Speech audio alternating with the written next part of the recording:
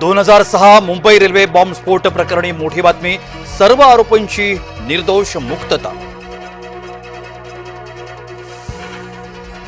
या अधिवेशनात ऑपरेशन सिंदूरचं कौतुक करा, पंतप्रधान मोदींचं विरोधकांना थेट आव्हान।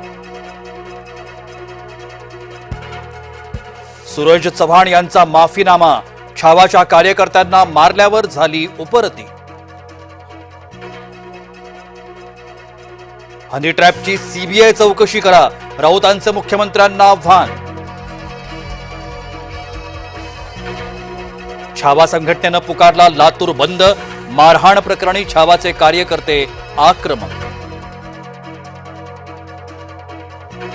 सुनील तटकरेंच्या धाराशिव दौऱ्यावर वादाचं सावट, छावा संघटनेचे कार्यकर्ते दौऱ्याला विरोध करण्याची शक्यता।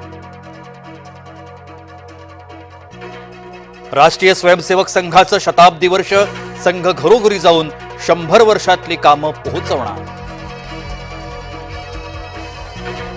मुंबईच्या उपनगरात पाऊस, दिवसभरात परिस्थिती आव्हानात्मक राहण्याचा अंदाज।